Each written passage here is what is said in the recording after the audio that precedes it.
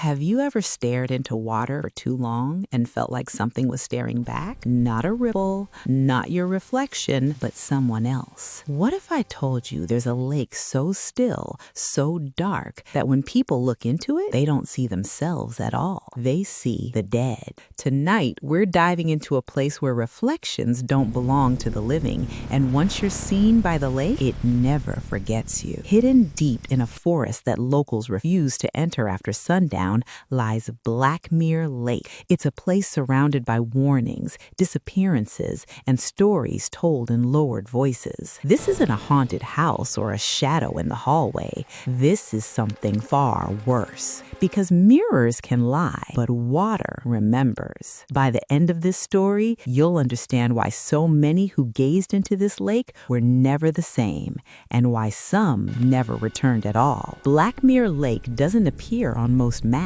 If you ask locals for directions, they hesitate. Some pretend they didn't hear you. Others claim the trail washed away years ago, even though it hasn't. The forest surrounding the lake feels wrong. The trees grow too close together, their branches twisted inward as if trying to hide something. Birds avoid the area entirely. No insects buzz, no frogs croak. Even the wind seems to die before reaching the shoreline. And then there's the water, perfectly still. No ripples, no reflections that behave the way they should. Locals say if the lake ever moves on its own, someone nearby is about to die. The earliest written record of Blackmere dates back to the late 1800s. Settlers describe seeing figures beneath the surface, faces staring up at them, unmoving, patient. At first, the town dismissed it as grief or exhaustion, but the stories didn't fade. They aligned. Different people, different nights, same faces. Faces of people already buried. But the lake wasn't always cursed. To understand what it truly is, you have to go back to the night everything changed. In 1893, a small settlement existed less than a mile from the lake. One night, a young woman named Eliza Moore vanished. Search parties combed the woods for days before finding her body near the lake's edge. There were no wounds,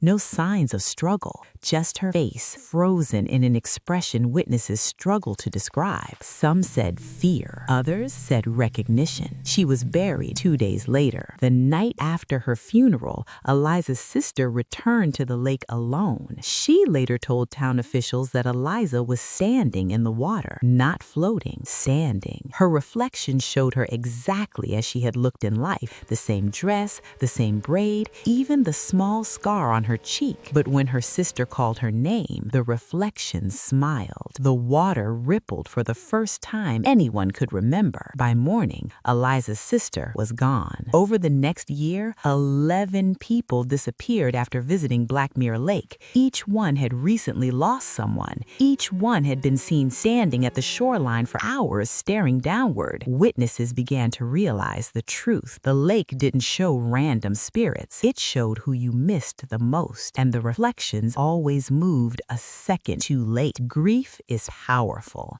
It weakens instinct. It makes the impossible feel comforting. The lake didn't need to hunt. It only needed people willing to step closer. By the early 1900s, the town was abandoned. Buildings rotted, paths vanished, but the story survived. Hunters and hikers still stumbled upon Blackmere. Some returned with rules they swore kept them alive. Never look into the water at night. The reflections are clearer in the dark. If you see someone you recognize, don't speak. Sound invites them closer. And if the reflection waves, leave immediately, because it's not saying hello, it's saying goodbye. One account comes from a park ranger in the 1970s. He describes seeing his deceased partner standing ankle deep in the lake, whispering his name. He ran. That night, his cabin mirror fogged over from the inside. Written in the condensation were 3 words: "You looked back." He resigned the next day and never spoke of Blackmere again. Some places don't chase you. They wait for you to acknowledge them once, and then they follow forever. In 2014, a small documentary crew decided to prove Blackmere was nothing more than a myth.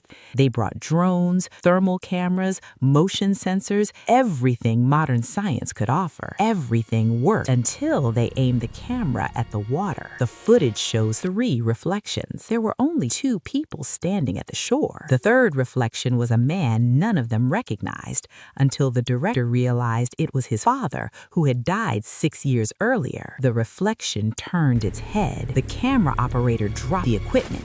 They ran, leaving everything behind. When authorities later recovered the footage, the final frame showed the lake's surface rippling outward as if something had stepped out of it. The documentary was never finished. The director avoids reflective surfaces now. Mirrors, windows, even puddles, because sometimes he swears his reflection blinks when he doesn't. So, what is Blackmere Lake? A haunting? A psychological phenomenon? Or something far older? Folklore experts believe the lake sits atop an ancient boundary, a place where the line between life and death ends. Water has always been a mirror between worlds, and Blackmere doesn't reflect light. It reflects loss. The dead shown in the water aren't ghosts. They're bait. Every reflection is personal, intimate, perfect, because the lake doesn't take everyone. It only takes those willing to step closer. And if you're wondering why you've never heard of Blackmere, it's because the lake doesn't want attention. It wants silence, stillness, and eventually you.